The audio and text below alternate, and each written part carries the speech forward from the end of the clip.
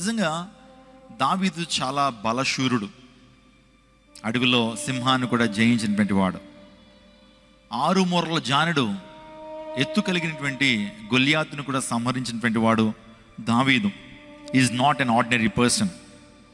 శత్రువులు తన మీదకి వస్తున్నప్పుడు తనకు శక్తి ఉన్నప్పటికీ తన బలాన్ని, తన యుద్ధ నైపుణ్యతను వారి మీద పగ తీర్చుకోవడానికి ఉపయోగించాల.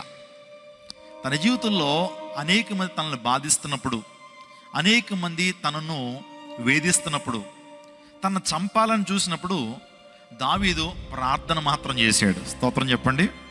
ఈరోజు మన జీవితాల్లో శత్రువుల మీద పగ తీర్చుకోవడానికి మనకు చాలా అవకాశాలు దొరికినప్పటికీ, వాళ్ళు మన ముందు చాలా చిన్నవారైనప్పటికీ, మనం కొన్ని సందర్భాల్లో వారి మీద పగ తీర్చుకోవడానికి మనం ప్రయత్నం చేస్తుంటాం. దావీదు నుంచి నేర్చుకోవాల్సినటువంటి ప్రాముఖ్యమైనటువంటి పాఠం ఏంటంటే, శత్రువు మీద విజయం సాధించగలిగినటువంటి సామర్థ్యం ఉన్నప్పటికీ దావీదు దేవుని సన్నిధికి వెళ్ళి ప్రార్థించాడు. అందును పెట్టినేమో దావీదు దేవునికి ఇష్టడుగా మారాడు. పగ తీర్చుకోవడం ఎవరి వల్ల అన్నా కూడా అది పెద్ద విషయం ఏం కాదండి. ఒక వ్యక్తి తిట్టగానే వెంటనే మరొక మాట అనేయటం పెద్ద విషయం ఏం కాదు. కానీ ఆ తిట్టినటువంటి వ్యక్తి కొరకు కూడా ప్రార్థన చేయటం అనేది అది దైవిక మనస్సు. దావీదు ఆ మనస్సును కలిగి ఉన్నాడు. చూడండి, ఏది కలిసి రావట్లేదు దావీదుకి, ఏది కలిసి రావట్లా. ఎక్కడికి వెళ్తున్నా తనకు అపజయాలు ఎదురవుతున్నాయి. ఎక్కడికి వెళ్తున్నా సరే బిట్టర్ ఎక్స్పీరియన్సెసే. దేవుడు ఎందుకు తనని ఆ పరిస్థితులు గుండా నడిపించాడో ఆలోచన చేయాలి. కొన్ని సందర్భాలు అనిపిస్తుంది, నేను ఎక్కడికి వెళ్తున్నా, ఏది చేస్తున్నా నేను ఫలించట్లేదే, ఎక్కడ కాలు మోపుతుంటే అక్కడ నా జీవితంలో ఆశీర్వాదం రావట్లేదు, ఎందుకో ఈ సమయం బాగాలేదని, టైం బాగాలేదని అని అంటుంటారు. ఒక విషయాన్ని అందరూ కూడా జ్ఞాపకం చేసుకోవాలి. దేవుడు కొన్ని సందర్భాల్లో ఆ యొక్క పరిస్థితిని మన జీవితంలో అనుమతిస్తాడు. ఆయనే గుర్తుపెట్టుకోండి. ఏది కూడా కలిసి రావట్లేదంటే దావీదు కూడా కలిసి రాలా. ఒక టైంలో అందరూ కూడా శత్రువులుగా మారిపోతున్నారు. తను ఎవరైతే అధికంగా ప్రేమిస్తున్నారో అందరూ శత్రువులుగా మారిపోతూ ఉన్నారు. తిరిగి ప్రేమను పంచాలనుకుంటున్నాడు కానీ పగనే వారు కలిగి ఉంటున్నారు. అటువంటి సందర్భంలో దావీదు చేసిన ప్రార్థనను మనం దేవుని సన్నిధిలో మనం చూస్తూ ఉంటాం. పగ తీర్చుకోకుండా ప్రార్థించాడు. ఈ రోజున మనం ఒక విషయాన్ని నేర్చుకోవాలి.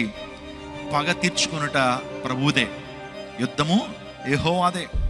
ప్రభువుకి మన జీవితాన్ని సమర్పించినప్పుడు ఆయన చిత్తం మన జీవితంలో జరగాలని మనం కోరుకోవాలి. పగ తీర్చుకునుట దేవునికి అప్పగించాలి. మన శత్రువుల విషయమైనటువంటి ఆ యొక్క పరిస్థితిని మనం ప్రభువుకే సమర్పించాలి. 17వ కీర్తనలో మనం చూస్తూ ఉంటాం, మేము హింసించి వారి కొరకు ప్రార్థించమంటాడు ప్రభు. స్తోత్రం చెప్పండి. ఎవరన్నా మనల్ని హింసిస్తున్నప్పుడు, ఎవరన్నా మనల్ని బాధిస్తున్నప్పుడు వారి కొరకు మనం ప్రార్థన చేయాలి. మత్తయి 5:44లో దేవుడు అద్భుతమైనటువంటి మాటను చెప్పాడు, సాత్వికులు ధన్యులు, వారు భూలోకాన్ని స్వతంత్రించుకుంటారు. ఎవరినైనా సరే మీ యొక్క కుడి చెంప మీద కొడితే వారికి ఎడమ చెంప కూడా తిప్పమని చెప్పాడు. నిజంగా ప్రభు చెప్పిన బోధలు ఈ ప్రపంచంలో ఏ ఒక్కరు చేయలేకపోయారండి. ఒక నెల్సన్ మండేలా సౌత్ ఆఫ్రికాకి ఫ్రీడమ్ తీసుకొచ్చాడంటే యేసుక్రీస్తు ప్రభు బోధలు. భారతదేశానికి మహాత్మా గాంధీ స్వతంత్రం తీసుకొచ్చాడంటే అహింస అటువంటి సిద్ధాంతాన్ని, నాన్ వైలెన్స్ అటువంటి ఆ ఉద్యమాన్ని చేపట్టాడు అంటే యేసుక్రీస్తు ప్రభు వారు ఆయన కొండ మీద చేసిన ప్రసంగాలే.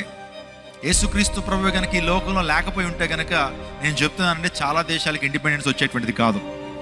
ఒక మార్టిన్ లూథర్ కింగ్ ఇలాంటి గొప్ప గొప్ప వారు, యేసుక్రీస్తు ప్రభు వారు అనుచరులు, ఆయన బోధలు విన్నటువంటి వారు ప్రపంచంలో గొప్ప వ్యత్యాసాన్ని తీసుకొచ్చారంటే యేసుక్రీస్తు ప్రభు వారి బోధల ద్వారానే.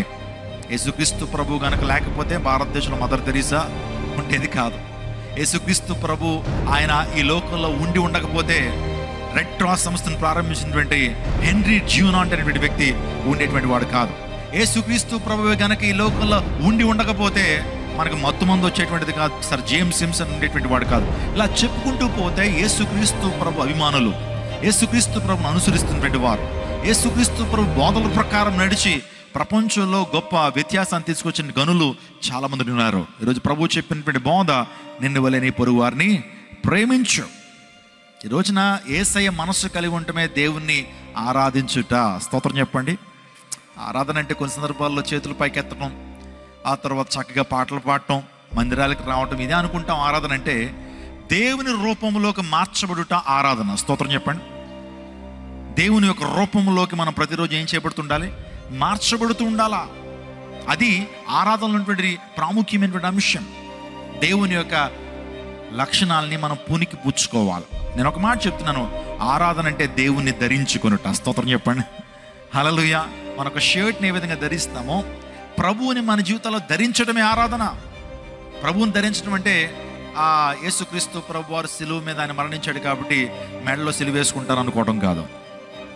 లేకపోతే యేసుక్రీస్తు ప్రభు వారు వలె నేను కూడా గెడ్డం పెంచుకుంటాను అనుకోవడం కాదు. యేసుక్రీస్తు ప్రభు వారు చక్కగా తల ఉంది, ఆయనకి మంచి జుట్టు ఉంది. యేసుక్రీస్తు ప్రభు రూపంలోకి మార్చబడిపోవడం అంటే పై రూపాన్ని మనము అడాప్ట్ చేసుకోవడం కాదు. ఆయనలో ఉన్నటువంటి అద్భుతమైన లక్షణాలు, ప్రేమ, సమాధానం, దీర్ఘశాంతం, పాపాన్ని జయించేటువంటి ఆ తత్వం, అంత మాత్రమే కాకుండా సాత్వికము, వీటిని మన జీవితంలో కలిగి ఉండటం అనే విషయాన్ని జ్ఞాపకం చేస్తున్నాను. ఈ యొక్క రాత్రికాల సమయంలో ఆరాధన అంటే ఏంటి చెప్పండి? యేసయ్యను ధరించుకొనుట. నిజంగా దావీదు కూడా యేసయ్య మనసు కలిగి ఉన్నాడు, పగ తీర్చుకోవాలా, శత్రువులను కూడా ప్రేమిస్తూ వచ్చాడు. నిజంగా స్టెఫను కూడా తన జీవితంలో పగ తీర్చుకోవచ్చు, కానీ పగ తీర్చుకోకుండా ఏం చేశాడు? ప్రార్థన చేశాడు. నీకు శత్రువులు ఉండొచ్చు, కానీ వారి నిమిత్తమై నువ్వు పగ తీర్చుకున్న ఆశను విడిచిపెట్టేసాయి, వారి కోసం ప్రార్థించు, దేవుడు నీ జీవితంలో గొప్ప కార్యం జరిగిస్తాడు. హింసించేటువంటి వారు కూడా ప్రార్థన చేసినటువంటి వాడు మన ప్రభు. తండ్రి, వీరేమి చేయుచున్నారో వీరికి తెలియదు కనుక వీరిని క్షమించండి. గెడ్డాన్ని పెరుగుతున్నారు, యేసుక్రీస్తు ప్రభు గెడ్డాన్ని పెరుగుతున్నారు, జుట్టును పీకేస్తున్నారు, కొరడాలు తీసుకుని కొడుతున్నారు, నిజంగా ఆ సిలువ మీద భయంకరంగా హింసిస్తున్నారు. అటువంటి టైంలో కూడా ప్రభు వారి కోసం ప్రార్థించాడు. ఈరోజున అలాంటి మనస్సు మనం కూడా కలిగి ఉండాలి. స్తోత్రం చెప్పండి. పగ తీర్చుకొనకుండా ప్రార్థించిన దావీదు. ఇంకా మనం చెప్పాలంటే 17వ కీర్తనలో తన ప్రవర్తనను కూడా కాపాడుకున్నాడు. స్తోత్రం చెప్పండి. ప్రవర్తన కాపాడుకున్నాడు. నిజంగా మన జీవితాల్లో ప్రవర్తన కాపాడుకోవడం అంటే అర్థం ఏంటంటే దేవునికి అనుకూలంగా బ్రతకాలి, దేవునికి ఇష్టలుగా మనం బ్రతకాలి. భర్తలు ఉంటారు, భార్యకి ఇష్టలుగా ఉంటారు, భార్యకి నచ్చినట్లుగా వారు బ్రతుకుతూ ఉంటారు. కొంతమంది భార్యలు ఉంటారు, భర్తకు నచ్చినట్లుగా అనుకూలంగా బ్రతుకుతారు. కొంతమంది విశ్వాసులు దైవజనుడికి అనుకూలంగా బ్రతుకుతారు. కొంతమంది ఎంప్లాయీస్ వారు బాస్కి అనుకూలంగా బ్రతుకుతుంటారు. ఎస్, ఇదన్నీ కూడా మన జీవితంలో నిత్య కృత్యములే. నేను ఒక మాట చెప్తున్నాను, ఈ లోకంలో నువ్వు ఎవరికి అనుకూలంగా ఉన్నప్పటికీ మన ప్రభువుకి మనం అనుకూలంగా ఉండాలి. అంటే మంచి ప్రవర్తన మనం కలిగి ఉండాలి. మంచి మాట మనం చూస్తాం. హిజ్కియా గురించి దేవుని సేవకులు అద్భుతమైన వర్తమానాన్ని 2 వారాలు అందించారు. హిజ్కియా దేవుని దృష్టికి అనుకూలముగా ఉండెను. స్తోత్రం చెప్పండి. దేవుని దృష్టికి అనుకూలంగా ఉన్నాడు హిజ్కియా. అందుని బట్టే హిజ్కియా తన జీవితంలో గొప్ప దేవుని కృపను పొందుకున్నాడు. 15 సంవత్సరాల ఆయుష్ని పొందుకోగలిగాడు. ఇంకో మాట చెప్తాను, నీ శరణు చూచిన వారి మీదికి లేచు వారి చేతిలో నుండి నీ కుడి చేత రక్షించువాడా, నీ కృపాతిశయము చూపుము, నీ కృపను నా మీద కనుపరచయ్యా అని దావీదు దేవునిలో ప్రార్థిస్తున్నాడు. కృపాతిశయము చూపుము. నిజంగా అపోస్తుల గురించి ఆలోచన చేస్తున్నప్పుడు అపోస్తుల మీద దేవుని కృప అధికంగా ఉన్నట్లుగా మన దేవుని లేఖనాల్లో మనం చూస్తూ ఉంటాం. కృప చేత నిత్యమైన ఆదరణ లభిస్తుంది. దేవుని కృప మనం కోరుకోవాలి. దేవుని కృప లేకపోతే మన సజ్జుల లెక్కలు ఉండేటువంటి వారమా? దేవుని కృప మన మీద లేకపోతే కనుక ఈ రోజున బ్రతికి బట్ట కట్టే వాళ్ళమా మనం? ఆలోచన చేద్దాం నా ప్రియ దైవ జనాంగమా. రాత్రికాల దేవుని కృపను బట్టి మనం దేవుణ్ణి ఆరాధించాలి. ఎంతోమంది గనులు, మనకంటే గొప్పవారు, మనకంటే చదవరులు, మనకంటే అన్ని విషయాలు ఉన్నతమైనటువంటి స్థానంలో ఉన్నటువంటి వారు ఈ లోకంలో లేరండి. వారు మరణించారు, వారు మంటికి పాలైపోయారు. అందుని బట్టి కీర్తనకాడు అంటాడు, మన్ను నిన్ను స్తుతించునా. మన్ను నిన్ను స్తుతించునా అంటే మట్టిలోకి వెళ్ళిపోయినటువంటి వారు నిన్ను స్తుతించగలుగుతారా? కానీ మనం మంటికి పాలవకుండా దేవుడు మన మీద కృప చూపించాడే, అందుని బట్టి దేవునికి మనము కృతజ్ఞత చెల్లించాలి, దేవుని ఆరాధించాలా, దేవుని గణపరచాలి. అది దేవుని లేఖనాలు చెప్తున్నటువంటి సుస్పష్టమైనటువంటి వర్తమానం. ప్రభు నీ కృపను బట్టి నీకు వందనాలయ్యా. ఆయన కృప లేకపోతే ఒక క్షణమైనా మన ఈ లోకంలో బ్రతికి ఉండలేం. అందులో బట్టి ఆయన కృపను బట్టి ఆయన కృపను వెల్లడి చేయాలా, ఆయన యొక్క ఔన్నత్యాన్ని వెల్లడి చేయాలా. ఆయన కృప మీద మనం ఆధారపడి జీవించాలి. కొన్ని సందర్భాల్లో సాతానుడు కొన్ని ఆలోచనలు మన హృదయంలో చొప్పింపజేస్తుంటాడు. దేవుని కృప అంటావు, నువ్వు సంపాదిస్తున్నావు, నీ జ్ఞానం, నీ తెలివి, నీ శక్తి, నువ్వు కష్టపడుతున్నావు, నువ్వు సంపాదిస్తున్నావు, నువ్వు జ్ఞానాన్ని సంపాదించావు, నీకు టాలెంట్లు నీ యొక్క శక్తి సామర్థ్యాల మీద ఆధారపడ్డాయి. మరి దేవుడు అంటావేంటి? దేవునికి నేను ఎందుకు ఇవ్వాలి నా హృదయాన్ని, దేవునికి ఎందుకు ఇవ్వాలి నా కానుకల్ని, దేవునికి ఎందుకు ఇవ్వాలి నా భాగాన్ని. నేను కష్టపడుతున్నాను, నా భార్య కష్టపడుతుంది, నేను సంపాదించున్నాను. దేవునికి ఆరాధన ఎందుకు చేయాలి? ఆరాధన అంటే ఇంకో మాట చెప్తాను, ఆరాధన అంటే ఇచ్చుట అని అర్థం. చెప్పండి, టు గివ్, దేవునికి ఇవ్వటం. ఎప్పుడు కూడా దేవుని నుంచి మనం తీసుకోవడానికి ఇష్టపడుతుంటాం. దేవుని ఎప్పుడు కూడా ఏం చేస్తుంటుంటే ఆ దేవుణ్ణి ప్రార్థించి, ప్రభు నాకు అది కావాలి, ఇది కావాలి, అది కావాలి, ఇది కావాలని చెప్పి మన కోరికలన్నీ కోరతాం. కానీ ఆరాధన అంటే వేరు. ఆరాధన అంటే దేవునికి ఇవ్వటం, దేవునికి ఇవ్వటం.